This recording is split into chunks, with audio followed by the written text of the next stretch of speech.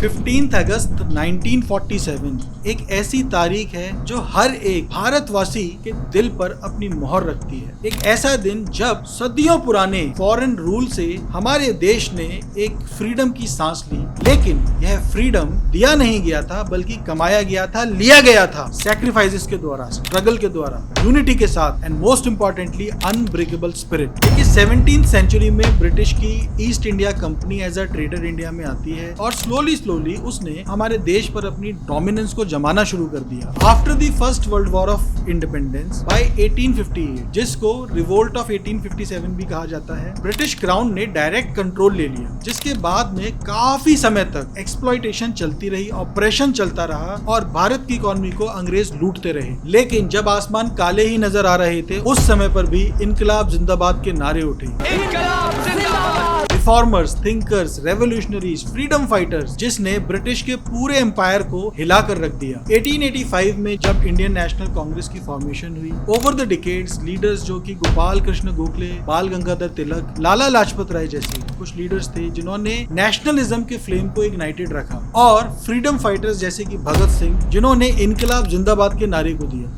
इनकलाब जिंदाबाद! इनकलाब जिंदाबाद! इनकलाब जिंदाबाद! महात्मा गांधी जी ने पूरी फाइट को एक मास मूवमेंट में कन्वर्ट कर दिया, नॉन वायलेंस के थ्रू, सिविल डिसोबीडियंस के थ्रू, और गांधी जी के द्वारा लाखों लोगों ने फ्रीडम की मूवमेंट को ज्वाइन किया। मूवमेंट जैसे कि non corporation movement, civil disobedience movement, quit India movement ने ब्रिटिश की अथॉरिटी को जड़ से हिलाकर रख दिया। जब गांधी जी पीस को प्रीच कर रहे थे, उसी समय पर कुछ रेवोल्यूशनरी फ्रीडम फाइटर्स भी आए, जैसे कि भगत सिंह, चंद्रशेखर आजाद जी, सुभाष चंद्र बोस, जिन्होंने बहुत ही ब्रेवली ब्रिटिश हुकूमत का सामना किया और आजादी की लड़ाई में एक बहुत बड़ा योगदान दिया। सुभाष चंद्र बोस ने नारा दिया, तुम मुझे खून दो मैं तुम्हें आजादी दूंगा।